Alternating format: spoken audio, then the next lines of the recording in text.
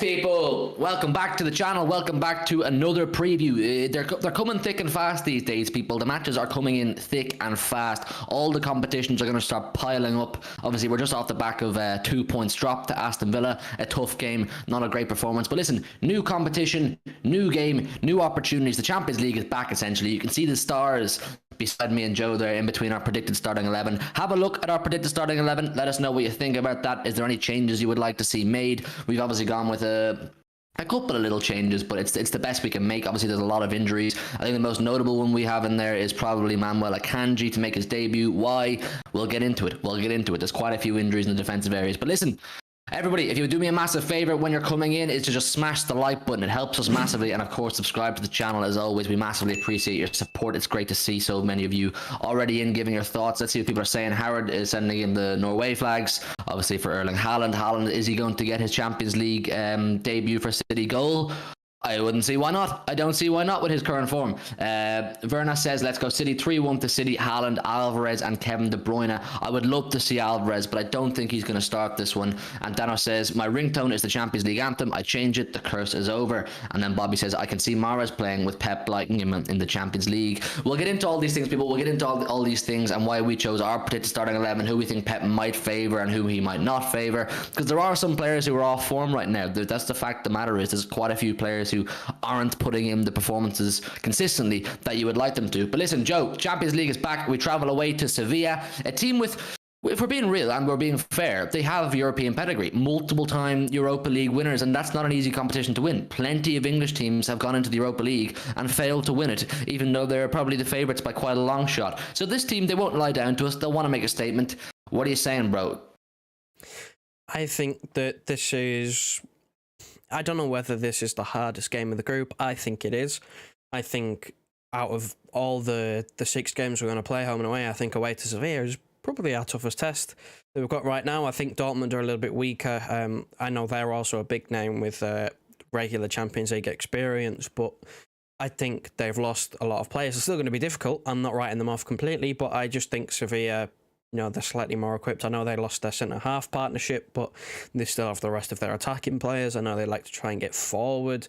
As typical Spanish teams like to, they like to get on the ball and try and make things happen with it. So I'm expecting a tough game, more so because of the style of play that Sevilla are going to bring. We know that you stand more of a chance of beating us or getting a result against us if you just come at us. Look at Villa, look at Newcastle, teams who just went toe-to-toe with us, even the first half against Crystal Palace.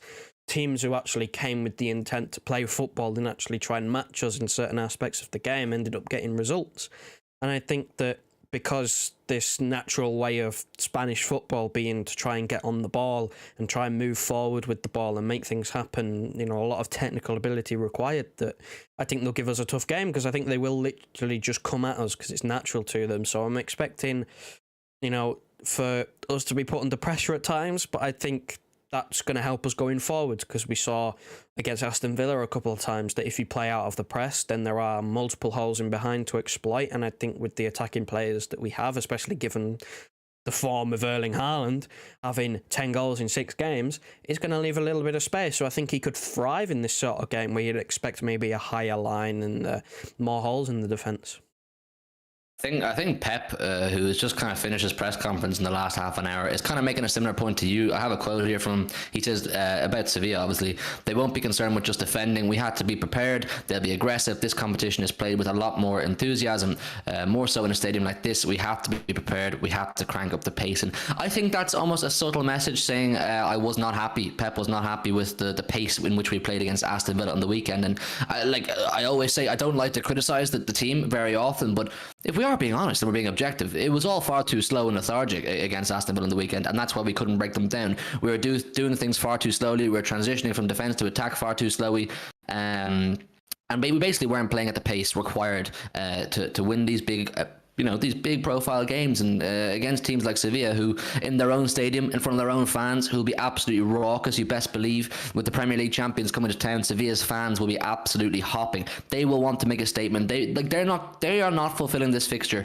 just to lie down and say, oh, the Premier League champions are here, we'll just let them play their football, let Haaland score a hat-trick and we'll move on to the next fixture. Absolutely not. Sevilla will have 100% intentions of qualifying for the last 16, so they're not going to lie down to anybody. I mean, between Dortmund, Sevilla and Copenhagen, the three teams that we're in the group with, all three of them will have intentions of qualifying for the knockout stages. All three of them will believe they can beat each other, first of all, and all three of them will absolutely go balls to the wall to try and get a point or even nick a win off us, particularly in their home fixtures. So we have to crank up our pace, man. We have to crank up our pace. Things were far too slow and lethargic. I kind of mentioned at the start of the stream that there's too many players who have been off it since the start of the season, and I think, Joe, the first one I want to talk about is someone we do have in our predicted starting 11 on the left hand side is Phil Foden, of course, because he's one of these players. Phil Foden, he's not in the same level of De Bruyne in terms of importance that you literally can't take him off regardless of how he's playing, but you do struggle to take Phil Foden off because he is an extremely creative player and he can offer a lot of flair. But is it getting to the point where you can't play him? We have picked him, but he's been poor this season. I mean, it's his decision making is what you'd question so much at times, but we've gone with him anyway. I think I just want a little bit more from Foden, basically. Yeah, I think it's also a case of, realistically, who do you throw in for Foden? Like, do you throw in Alvarez at the deep end in the Champions League? Super Jack. I would do that, but he's only just returned to training. I don't think Pep's going to just throw Grealish in for, the start of a game. I do think if Foden's poor again, even if Foden plays good, I think we will see Grealish on the left-hand side, just because, again, he'll want to rotate and want to make sure that players get a rest. That's why it's kind of hard to predict this game, because we have Spurs next. You want our players to be fresh for that game because we want to be able to get over, the Spurs curse. But at the same time, you want to get off to a great start in the Champions League group stage, because if you don't win the first game, then you're looking at, right, well, you've got to win 4 out of 5, and there's a little bit more added pressure, and you've got to concentrate on the games, further into the season. Ideally, you want to get it wrapped up and qualified as early as possible, like we normally do, so that you can sort of not really throw away, like you still want to win the games, but you can almost go, well, it doesn't really matter what happens in the last 1 or 2 group games. You can just focus on the league form and getting the points in the Premier League instead. But I just think it's a case of if Grealish was more match fit, I think he would be thrown in this game because Pep likes him. He's had a good start to the season, but I think it's just a case of there isn't really anyone else. I think Pep's going to continue to just give Foden a chance. Again, we're talking about chemistry and waiting for things to click. It's not just going to click overnight. It's going to be a slow process. It will get there, but the only way for it to get there is to continue playing the players together. You can't expect Foden and Haaland to form a bond with Foden sat on the bench because his decision making is slightly off. You have to go through the painful process of it eventually coming to life. And we've seen glimpses. We have seen glimpses. Obviously, Crystal Palace, he got that cross when he was playing at left back for Haaland's first goal. So, it's small things. I think that, again, Foden will play just because I don't think there's anyone else really to step in. I would like to see Alvarez in that position. But again, I think Pep's just going to manage Alvarez completely and play him in, games where he can just slowly bed into the English game and get up to speed. And he's a very impactful player, Alvarez, where if you bring him on the bench, he's going to be a game changer. A lot of people in the chat saying they want to see Julian Alvarez and they want to see more of Alvarez, and I back it, man. I back it. I wouldn't be totally opposed to the idea of starting this kid in one of these games.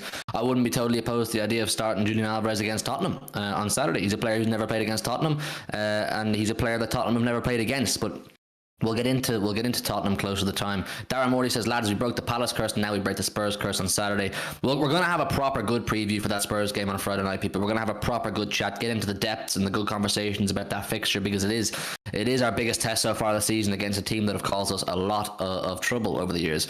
Dano said, Hugh said Foden was poor this season, and in the same sentence he said, put in Grealish. Come on, Hugh, Foden is greater than Grealish. no, I agree with you. I'm saying I think as an overall player and in terms of what he's offered to our team long term, Phil Foden is absolutely the better option. But what we are saying is Phil Foden hasn't been on form recently, and Pep is known for picking players based on form and based on their last performance. I think if Jack Grealish had been fully fit all along and never picked up an injury, I think you'd find Grealish probably would have started against Villa and would probably be a cert to start this game and give Grealish the opportunity. But then there's also the argument which Joe makes, which I also agree with. It's a bit of a catch-22 here, people. You know, there's two rights and two wrongs. You don't know which way to go with, which is that these are teething issues. We haven't got going, people. We haven't formally clicked, if you like. There hasn't been that moment where you go, City have found their form, City have found their flow, their rhythm, and it's going to be really hard to knock them off their stride. Like, we had the same teething issues when we first began with this false nine system. If you remember correctly, to the season that Liverpool won the Premier League, behind closed doors, obviously, that was when we started to kind of bring in the false nine a little bit. We saw the beginning of it, and we didn't play well. It was something that we struggled to adapt to. It's human nature, people. You're not going to adapt to new systems when you're so used to one thing to change into the other. You're not going to get used to it quickly. So having Haaland there, having even Alvarez there, basically having Haaland there adds a whole new dynamic, something completely new for the players to think about. So with Foden, it's not me getting on his back. I'm just saying maybe bring someone else in and give them a go. Give Jack Grealish a go. Let's see how he gets on. But I'm also not opposed to the idea of giving Foden more time, because I want him to get more time. I want all the players to get more time. We need to be patient. We need to allow the team to gel together and build the chemistry and build the telepathic understanding of where each other are all the time. This is completely new. Like, De Bruyne looks frustrated, and he's the next player I want to talk about, Joe, because you can't take him out. But De Bruyne has looked really frustrated, even when he's getting goals, even when he's getting assists. And, you know, he's top of the assists leaderboard right now in the Premier League. Throughout the 90 minutes of the game, he looks frustrated because he's probably a bit disorientated. He's so used to having a false nine, either it being him or a false nine in front of him, dropping into channels, getting into these link-up areas, getting involved in the intricate build-up play. He no longer has that. So now it's a case of, does he turn back and pass it backwards? Does he spam across into Haaland and hope for the best? Or does he look up and try to pick out a quick fire pass to someone and unlock a door really quickly? So he's kind of having to do things differently himself. But also, like I said, you can't take him out. You have to allow these players to work through the frustration and just deal with it. Find their way, find what works best for them, because it's literally just a time thing. Do you get what I'm saying about De Bruyne, Joe, and the frustration? But you simply can't take him out. No, you can't. And we talked about this big game player aura that he's got about him, where when it comes to the big games, he keeps it simple because he doesn't want to make mistakes, and he always turns up. And I think, again, that's why he's so good in the Champions League, because every Champions League game, especially past the group stages, it's a big game. So he usually turns up and gets us out of holes. But right now, his overall play just looks a little bit off. He's had a couple of good games. He's had a couple of stinkers. He's sort of reverting back to what I like to call hero ball, because he's just getting frustrated and he's just trying too hard. Like, I get it. He wants to be the main man. He wants to be the star player. He's multiple-time Premier League player of the year, PFA player of the year, City player of the year, arguably the best midfielder in the world. But at the same time, he just tries too hard. It's something that I love. I love saying the basics of football. You get your basics right, it sets you up to have a good game. And right now, he's sort of forgetting the basics and trying the more extravagant things, the things that, if they come off, you're going, wow, that's incredible. How's he managed to do that? But they're not coming off. That's the catch. Most of the time, they're not coming off, and it's costing us, because he's wasting opportunities where we could maybe work it for a little bit longer and create maybe a better chance or an easier chance by just trying to create something out of nothing. Though he can do that. We know he can create something out of nothing. But at the same time, at the moment, it's not worth the risk, because it's just not coming off. And it hasn't really been coming off for the last couple of years, so I would like him just to tone it down a little bit, just to, you know, maybe even trust his teammates more. Maybe he's looking at it and going, well, maybe no one else is creating anything, so I have to make something happen. Maybe he should just trust his teammates a little bit more. I don't know what it is. But it's been something it's not a new thing. It happened for the majority of last season as well with his passing, which was my main thing last year. But at the same time, you can't drop him, because big game player, he turns up in the big moments. And again, like, he could be having a poor game and he'll still come up with a goal, or he'll still create something and we'll score off of it. Like, that's just the sort of player he is, where he doesn't need to be playing well to have an impact on the game. But when you look at a game like Villa, where he doesn't play well, he gets the assist, but we drop points, it's just incredibly frustrating. But like you said, you can't really take him out because he's another player like Mahrez as well, where he just needs game time to get into his rhythm and he progresses through the season and gets a little bit better. But you got to stick with him as well through the early stages of the season where he's maybe not as good. I mean, against Villa on the weekend, I know we did a proper review for Villa and we talked about it in depth, but he didn't have a good game. Overall, Kevin De Bruyne did not have a good game, but he had that moment of magic that we spoke about. Without his assist and that amazing ball he put in for Haaland, we don't even get a point there. That game's a loss without that assist and, of course, Haaland's finish. So you simply can't really take him out, man. You can't take De Bruyne out. He's capable of too much, and you are right that, and we've seen this, for those of you who are watching City for 4, 5, 6 years now, and you're watching De Bruyne consistently, you'll know he tends to start the season quite slow. He doesn't start the season at his best. He never looks his best at the start of the season. He grows into it. He plays himself into form, and we have quite a few players like that. Riyad Mahrez, like you said, is very much like that. And we've had plenty of players like that over the years, that they grow into form. Raheem Sterling was a bit like that at times as well when we had him. You have to give them time, and that's the thing with me. I'm not going to be too critical of the team when they play like the way they did against Aston Villa on the weekend, because I understand that it's a time thing. You have to give them time to get going. I mean, I think we'll look like a completely different team come even November, just before the World Cup. I'd say we'll look like a completely different team, and then after the World Cup, I think we'll really, really, really kick into gear. So once we're not losing games right now, once we're not, say, falling down the table and things are looking a bit ominous, I don't have too many complaints. But when I do criticize players the way I've criticized De Bruyne a bit here and Phil Foden a little bit and Mahrez recently as well, it's only based off the 90 minutes I've just watched. I know there's a bigger picture here. I know there's a long-term picture here, which is that they're going to click. There's going to be a rhythm. There's going to be an obvious style of play that the players all know what they're at, and that's just something you have to have time with. Dr. Footy joined the red side. Dr. Footy, come back and join the blue side, my friend. He has come in with a super chat. ZAR14, thank you so much for the super chat, Dr. Footy. We always appreciate your support. Anybody who sends in super chats, we massively appreciate that. It helps us massively. We never put any pressure. We never ask for super chats, but when you do, it just makes us feel like we're doing something right. So thank you so much for that. He says, Akanji Diaz is the Champions League winning defence. Trust, lads. That is a big statement, that, Dr. Footy. That's a big statement. Akanji, who has never kicked a ball in the City shirt yet, you reckon he and Diaz is the UCL winning defence? I mean, I don't see why not. And I don't see why either. It's one of those ones that only time will tell. But for Akanji working in his favour, he has Champions League experience. He's played in the Etihad. If you watched his Inside City episode, he spoke about it. He's played in the Etihad in that behind closed doors game a couple of years ago in the Champions League quarterfinals, I want to say it was. So he's played there. He's played a lot of Champions League. He's 27. He's got experience. And this is why we brought Akanji in, man. We brought Akanji in because he has experience. We needed an extra body in the centre half area of the pitch, and it wasn't worth going out and buying a novice, going out and buying someone who has little experience, who you'll need to give them time to settle in. We need to go out and buy, for a good price, the finished article, someone who's established, someone who's played at the highest level, someone who knows what they're at, and that's what Akanji is. Now, is he going to fit into the City team straight away?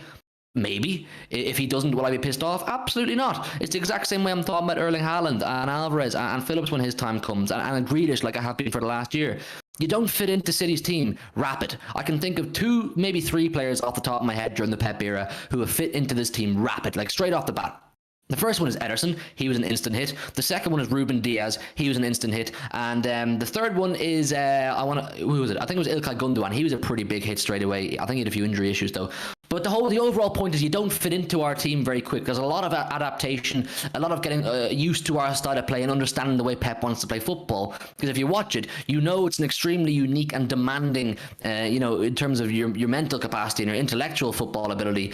It's very demanding. So for Akanji to fit in straight away, fucking fantastic if he does. Fucking buzzing if he does. Absolutely mega. But if he doesn't, don't get on his back. I mean, we have other options, but the only reason we went with him for this game is because we don't have other options. But Joe, on Dr. 40's super chat there, Akanji Diaz, is that the Champions League winning defence? Absolutely, absolutely not. Hey! Listen, we bought Akanji in for situations like this, where we currently have 2 centre-halves out injured, now that Stones has been revealed to be injured, and also Walker out injured, and where we just need an extra body to come in and fit in the defence, and that's exactly why he's in the predicted 11 and why he's here at the club. He's just there to fill a hole. He's not going to be part of a Champions League winning defence unless we have a mad injury crisis and he has an absolute stormer in the Champions League final. I can't see him really being involved when we have this after the international break at the end of September, we might have a fully fit squad again. I don't really see him being involved too much after that. So no, I disagree. I could be wrong. He might turn out to be a masterstroke. 15 million could turn out to be one of. I mean, just look at Ruben Diaz. He was a much bigger fee, but no one really knew who he was. And look at him now. Like, he's regarded as one of the best in the business. So I don't know. I can't really see it. He's at that age where I don't really think he has too much room to improve. Obviously, Pep will improve him slightly as a player because that's what he does. The system just. Players who suit the system just naturally improve. I think Akanji's a perfect fit with the fact that he's very comfortable on the ball, so maybe he improves from his level at Dortmund. But in terms of a player, I can't really see him getting much better. And right now, he's like 4th choice, maybe 5th choice, depending on how you view Ake at the moment. I think he's literally just there to provide cover. I don't agree with the UCL winning defence. It's just optimism, Joe. It's just a bit of positivity. And Dr. Footy, even though I think you're a Liverpool fan now. Oh no, he's changed his name again. Dr. Footy hates the Scousers. It's now his name. He's come in with another super chat. He says Akanji's pace will be more useful than you think, and he apparently he's very good at long balls. Akanji, from what people are saying who have watched him, he's very good at long balls. Maybe he can throw some balls over the top for Haaland to run to when the time comes. But I do agree with Joe that unfortunately for Akanji, he probably is 4th or 5th choice right now. And that's probably a role he's agreed to. But you've absolutely no doubt that a player, of his age, who's at the peak of his powers right now, will not be accepting that role. He won't settle for that role. He'll understand it's his role right now, but he won't settle for it. He'll be putting pressure on your Stones and your Ports and your Diaz and your Akes because he wants first of all, healthy competition, but he also wants to play football, and that's all of it's only going to benefit us. All of it is only going to benefit us. So I'm buzzing to have Akanji. I've no issue with him starting tomorrow if that is the thing that happens. Akanji pace will stop the counters. Should have went with Pau Torres then. I don't know. I think Akanji's meant to be quite fast as well. He might offer something different for us that we don't already have. It's an interesting one with Akanji.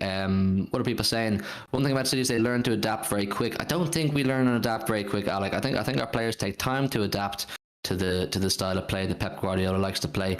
Listen, with Akanji, give him time, man. Give him time. We've put him in our predicted starting 11, and we wish him the best. I have no doubt he'll do a good job. And you're right, Joe. Ruben Diaz was a fairly unknown gem when we got him, and the reason that I am fairly optimistic and hopeful that Akanji can be at least competent, at least do a decent job, is because our board and the people running the show and our scouting system and all that kind of stuff, they have a fantastic track record now with bringing in players who are relatively unknown or at least not superstars, bringing them in and they become superstars, i.e. Ruben Diaz, i.e. Rodri. Rodri was not a superstar. He's come in and he's now the best in the world in his position when he's on form. Even Cancelo was quite well known at Juventus, definitely within Italy, but he came to the City and he's now become one of the best fullbacks in the world.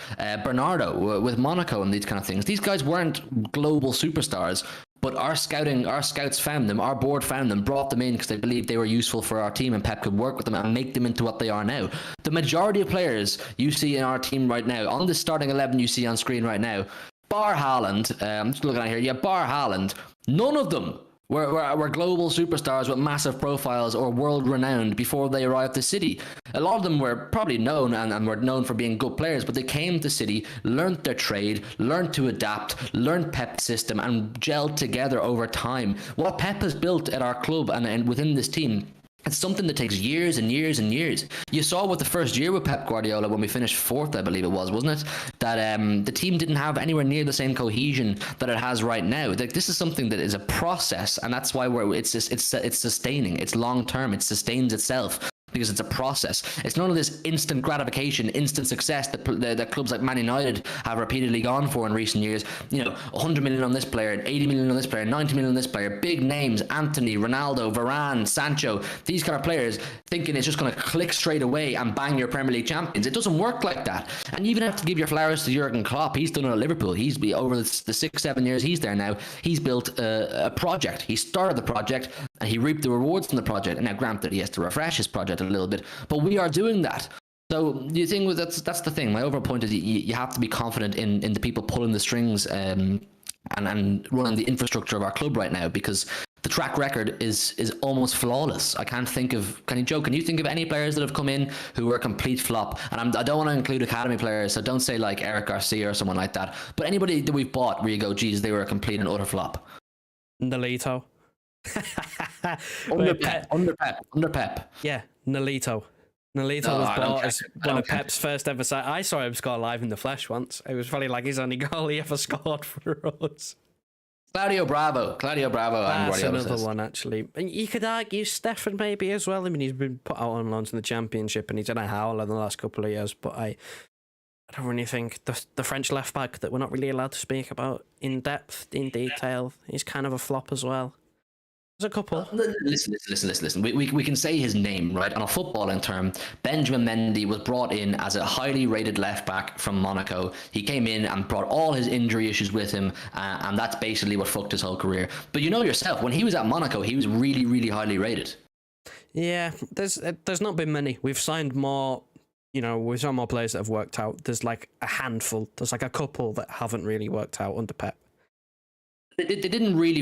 They sort of just didn't work out, is the way you call it. They didn't flop. They weren't absolute stinkers, but they didn't work out. A handful. So the point is, when we get players like Akanji in, you kind of just have to go, right, maybe he doesn't have the same profile that what we have right now does in Ruben Diaz, who's obviously now world renowned as a world class centre half. But you have to just say, right, let's put the faith in. If Pep trusts him and Pep wants him, it's good enough for me. Yeah, so basically our back four we've gone with is Cancelo, Akanji, Diaz and Ake. We don't even know if Ake is fully fit. I think Pep says, is he in training or something like that? But we've gone with him because we basically have very few other options. Kyle Walker picked up that injury against Villa. We don't know how serious that is. Laporte is obviously still out. He will be probably till the end of September, maybe mid-October. And with John Stones, I don't even know what his situation is. Joe, would you have faith in this back four? Nathan Ake, he obviously, I think if it is to be this exact back four we've gone with here, it'll be a back three. Cancelo will push up the pitch. Ake, Diaz, and Akanji will form a back three.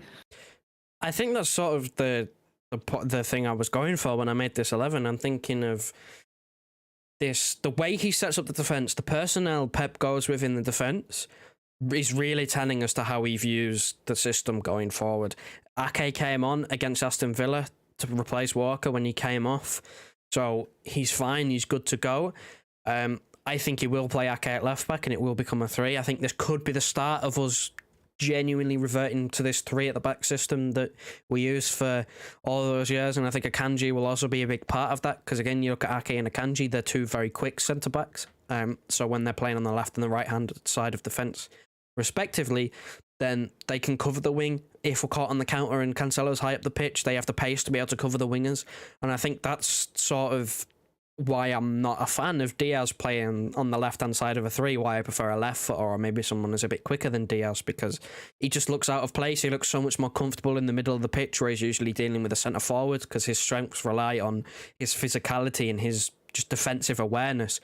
So I think that's where the balance comes in, and that's why I think Laporte has been such a miss this season, because he just adds that balance and almost enables Diaz to play that central centre-half role in that 3, where he's better, because he's a typical centre-half. He's a typical centre-half. He's strong. He's not necessarily quick, but he can bully a centre-forward if he really wants to. And I think that's why he will go with Ake at left-back, because he'll want to play that back 3, and I think this could be the start. Although, I will say, people have been going, I've been seeing at the start of the show anyway, people were saying Sergio Gomez. I'm not totally ruling out Sergio Gomez. There is a chance. I think it just depends on the system. If Pep really wants to hit home at this 2 at the back with both full-backs inverting, then he will go with Sergio Gomez. He will play Sergio Gomez and he'll play Cancelo's role, and Cancelo will play Walker's role, where they just sit up high and narrow. And I think if we do see that, if we do see Sergio Gomez and Cancelo either fullback, then I think that is really an indication of Pep going, I am sticking with this system. I am sticking to, I'm committed to trying to make this work.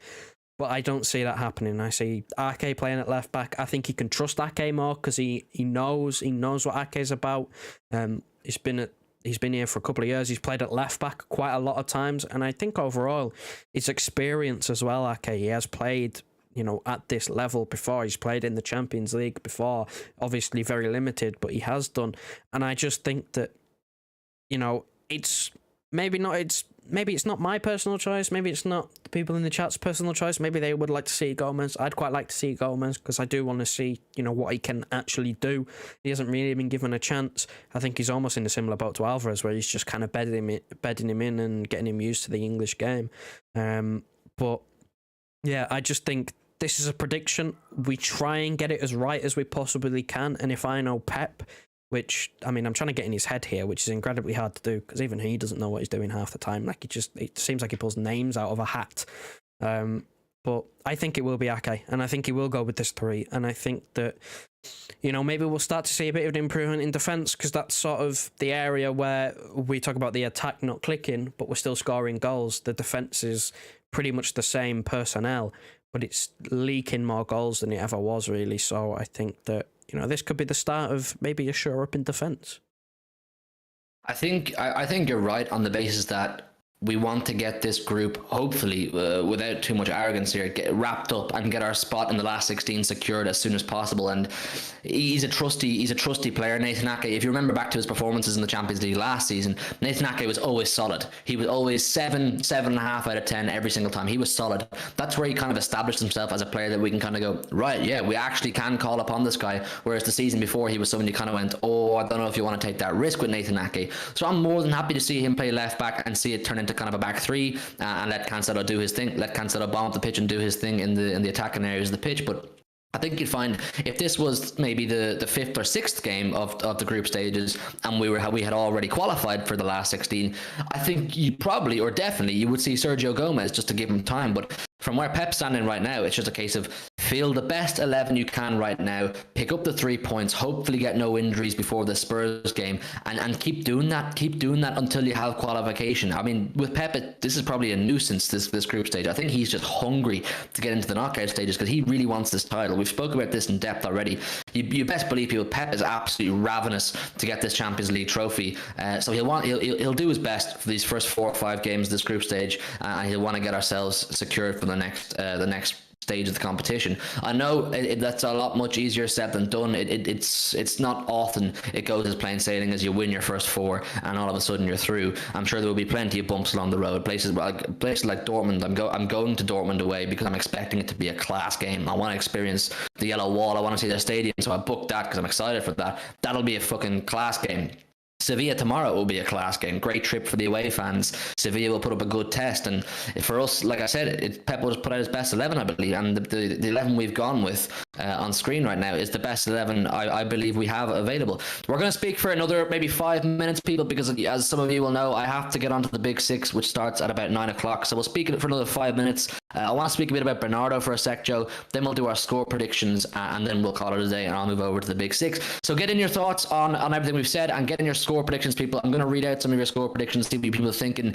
Who's going to score a goal? I hope some of you back Jack Grealish to come off the bench and score a goal, because I'm going to say that anyway. There's about 40 of you in the building with us right now as well. If you would do me a massive favor and just smash the like button and subscribe to the channel if you're new, it would help us massively. Dano says, let's get them to 50 likes, people. That's it. Smash the like button, people. It helps us massively. It helps these streams get bigger and better. That would be greatly appreciated. Listen, Joe, we've gone with Bernardo Silva out in the right wing, which is it's not his usual position, but we have been very impressed when we've seen him there. You made this predicted starting 11. I don't disagree with any of it, but tell me why you went with Bernardo on the right, maybe over say Mahrez or any of our other options. Or maybe you could put Foden there and put Grealish on the left. Purely based on the fact that Mahrez has been so ineffectual this season. I think that Pep is slowly coming to this realization that we're playing these games. We're on to midweek games now, and Mahrez has Mahrez started a game this season? Like an important game this season? I can't remember if he has. I don't think he has. Like, I think it's genuinely, it's worrying. Like, we talk about Mahrez having to play games to maybe get into form, but it's worrying how long it's taken him to make an impact.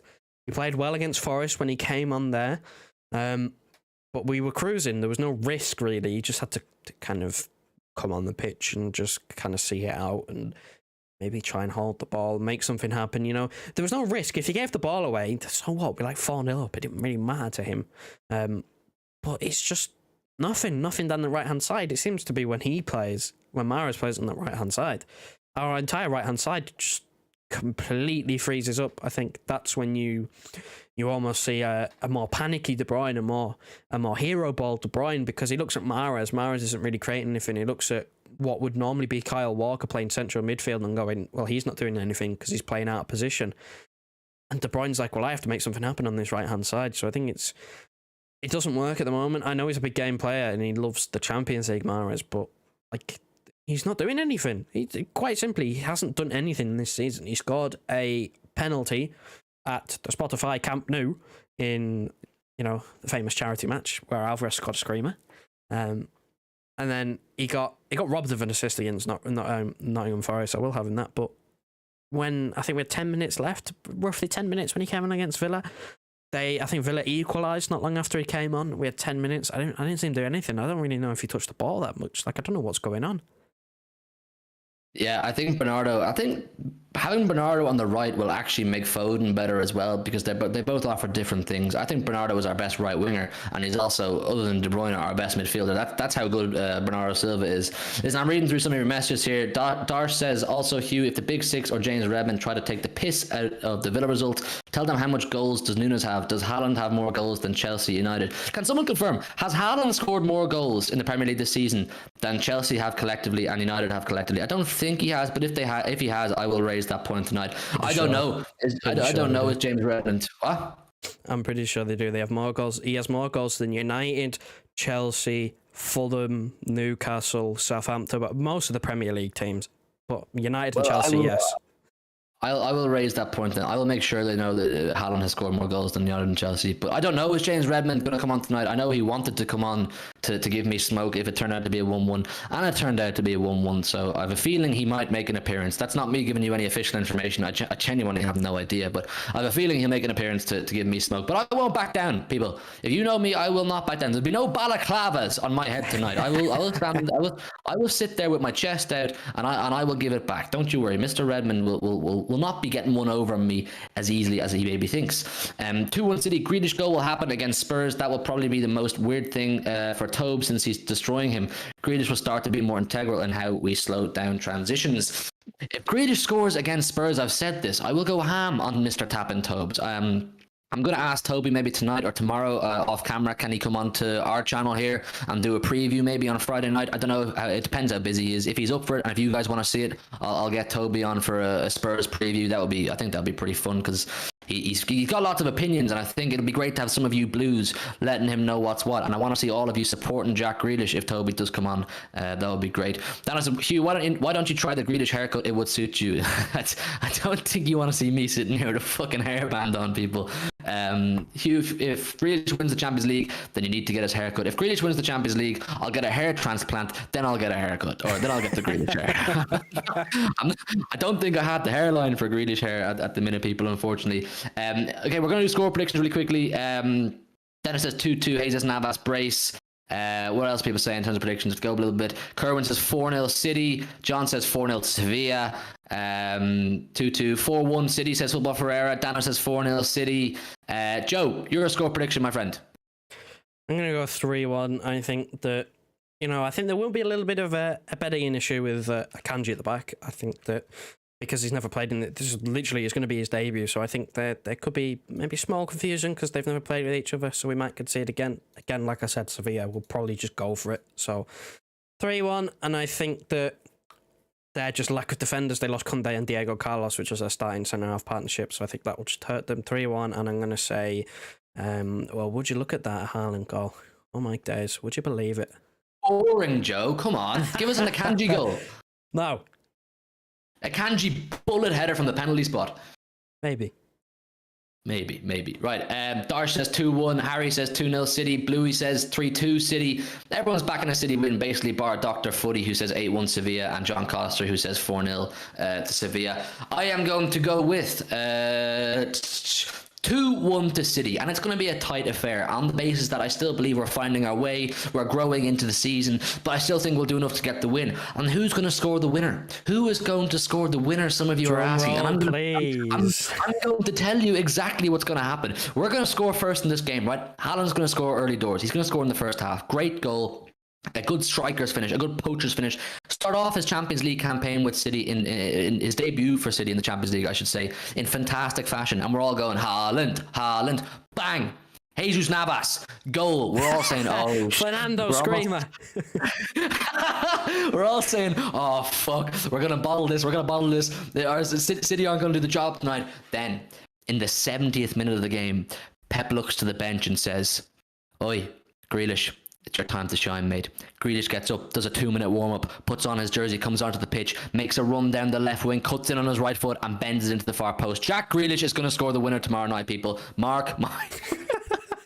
You've gone into a very, very, Please, very man, in-depth. please. You've gone into a very in-depth explanation of everything. Please, Jack, I'm begging you, mate. I'm begging you. Listen, I have a Jack Grealish match-worn jersey, which I'm currently getting framed. I'm going to put it either on this wall here or the back wall. It's a match-worn Grealish jersey, and that needs to... I think that's what'll put it into the universe that Grealish is going to score some more goals. Entwine says nice fan fiction. Luke says it's happening, and then Hugh wakes up. Listen, I promise you, people, Grealish is going to score some serious goals this season. One against Sevilla and one against Spurs. Big week for Jack Grealish coming up. Okay. Listen, there's 35 of you in the building with us here now. I hope you enjoyed my little fan fiction and my little manifestation for Jack Grealish this week. Yeah, smash the like button if you would. It helps us massively. Hugh defo sniffs that shirt. Listen, I'm not making any comment on that. Smash the like button if you would on your way out. Subscribe to the channel if you're new. I am going to go over now to Turkish's channel for the Big Six. Get over to the Big Six if you want to see me possibly get roasted, or James Redmond attempt to roast me. I don't know if he's coming on. I'm sure some people will have stuff to say about the 1-1 against Villa anyways. We'll talk about Arsenal and United and then the Merseyside derby, all the games across the weekend. Get over there now if you would. And yeah, thank you all for coming in tonight. Always love for the support I should say. And I think we will see you on Wednesday with a review of the Sevilla game. So whoever's on that, we'll see you then. Good night and God bless. Wrap her up, Joseph.